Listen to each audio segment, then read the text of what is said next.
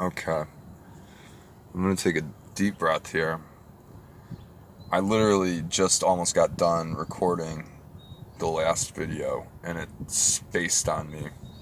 I was getting really hyper and jostling the phone and it cut it short, so I'm going to have to start this one over again.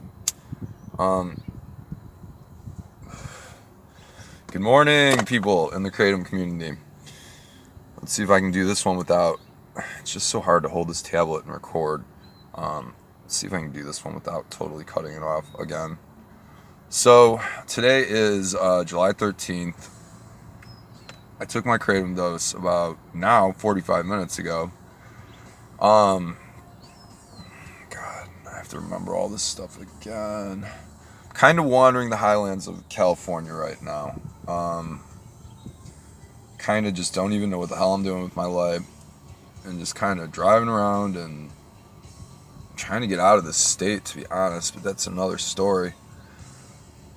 So I'm at least a week in, probably closer to 10 to 14 days off of the buprenorphine, 16 milligrams a day, the Valium, and the alcohol. To be completely honest, I lost track. It's not like I did last year. If you see my previous videos, I kept those dates down to the date. These logs are more about the dosage of the Kratom and the intervals that I'm taking it and what the effects are. I woke up pretty early this morning. It's 7:21. I woke up around right after 6 o'clock. I was feeling a little bit shaky. At this point, I think a lot of it is, even though buprenorphine has a ridiculously long half-life, even though I was on 16 milligrams a day, I think a lot of it is psychosomatic at this point. I think I'm over the worst of the physical. Even though I didn't really feel it, I kind of slept through most of the physical as I sweated and urinated out the toxins. But because it does have a long half-life, and because most of the people in the Kratom community say you should stay on it for 4 to 6 weeks, I'm going to do at least 3 weeks of the Kratom. When I get to 21 days, you know, maybe I'll have to kick a bad coffee habit. Even though it doesn't have caffeine, as we've gone over that. But I don't mind. To be completely honest, and I know I've said this in previous videos, if I had to take this Kratom stuff for the rest of my life, I'm fine with that. It's healthier than the pills. It's certainly healthier than the booze. It doesn't intoxicate you.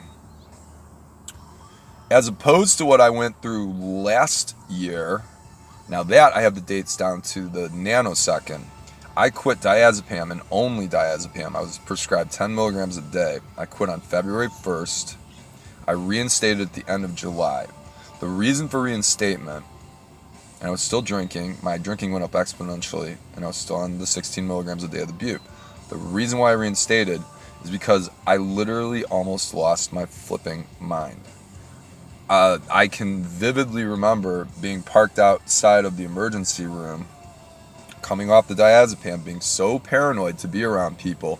I would have like hair brush the back of my neck. I would think shit was like crawling on me. And this was months after I stopped taking it, completely cold turkey. There's a group called benzobuddies.org. There's people that go through benzodiazepine withdrawal for months, if not years. And some of them don't ever get normal again.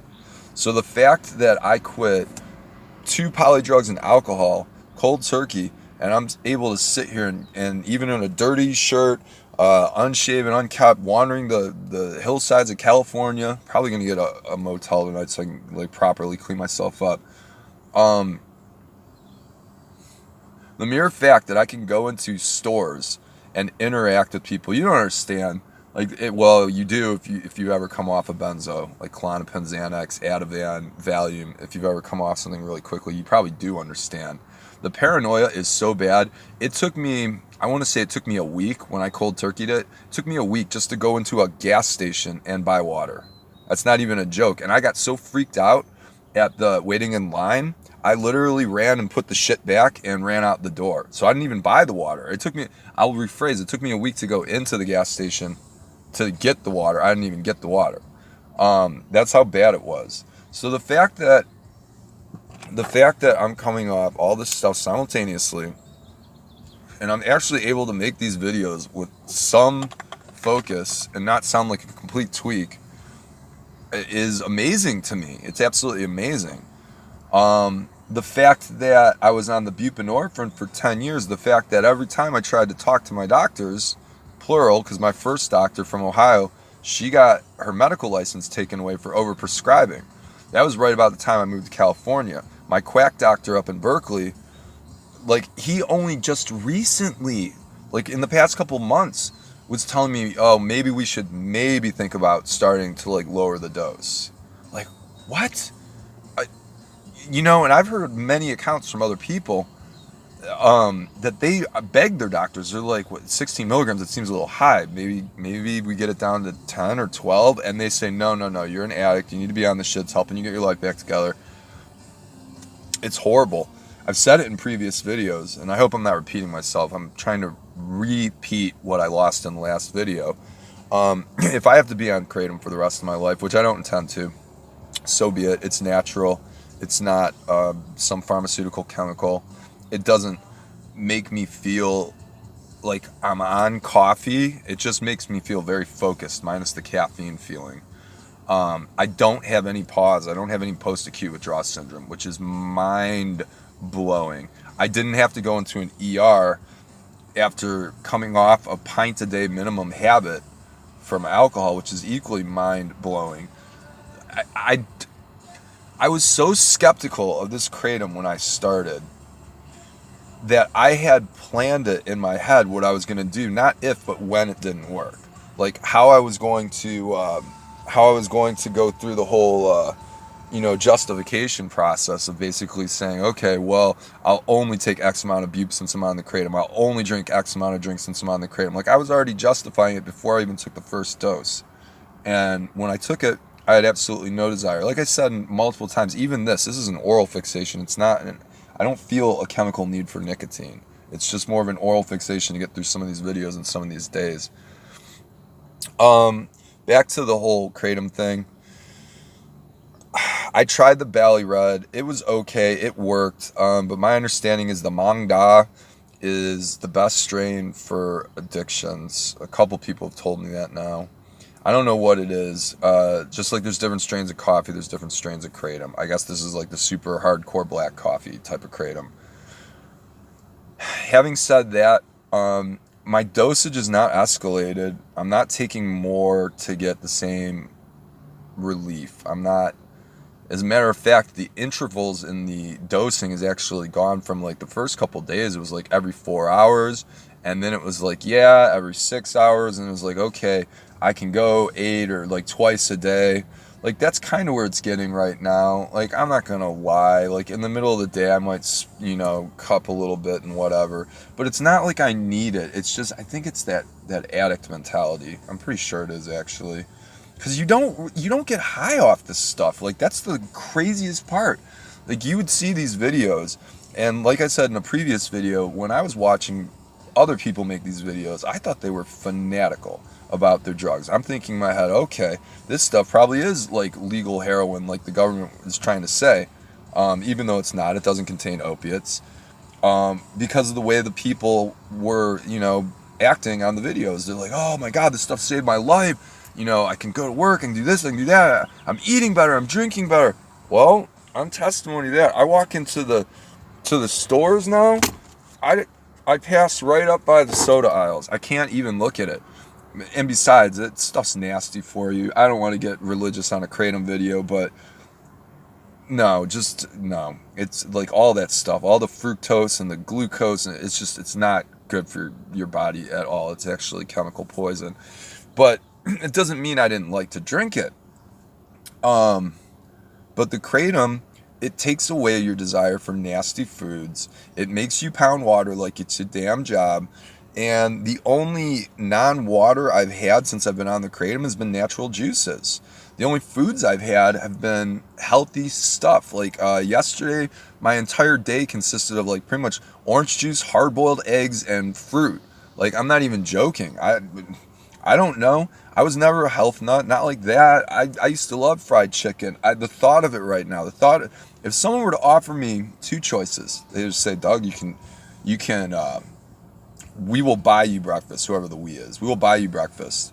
and you can have nice slimy pancakes with maple syrup, with some slabs of butter on top, and you can have some fucking slimy bacon, all that stuff. Or you can buy your own breakfast, and it can be like 2 hard-boiled eggs,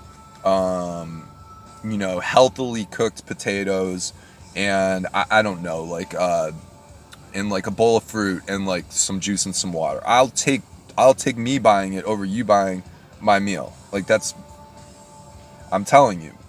And it's not because I'm some holier than thou health junkie. It's no. Believe me, I've eaten so many bad foods in my day. It's something to do with the way the plant interacts with the body. I don't know what it is, but it's something to do with it. It really does make you want to eat healthier, and it makes you want to drink a lot of water, for sure. This I am sure of. What else? See, I have my focus. I have my ability to make these videos. There's not really a lot to update. I'm getting my taste buds back. I'm getting my smell back. Sounds sound more distinct. You can hear a little bit better, if that makes any kind of sense.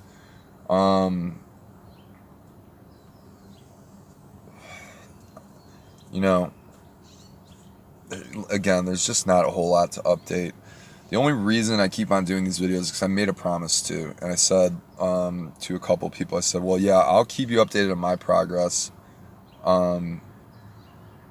But yeah, I'm just kind of living my life right now. I'm kind of figuring out even what I want to do with my life. Like I said, I took time off from work. I'm not even sure I'm not sure what I'm gonna do. Like, I have so many options right now. I'm going through a lot of stuff spiritually and on a personal level, with family and stuff like that. So this couldn't have come at a better time. This is like a total life reevaluation, and I'm not unique in this. I've spoken to other people. I've watched other videos. People that come off of stuff that they've been on for ages, they tend to have these life revelations. They tend to go through this stuff, and they tend to like work their stuff out. Oh, and I cannot emphasize, with the dreams, they happen every single time I actually get sleep. And it's weird because I feel like I don't need as much sleep to feel as relaxed to go through the day. It's really, really weird. Like, I used to sleep for 6 to 8 to 10 hours on the buprenorphine. Like, for real, at least 8 hours a day. I needed it. On this stuff, I can get through 4-5 hours a day. I know my body's still detoxing off the other stuff, so that might have something to do with it.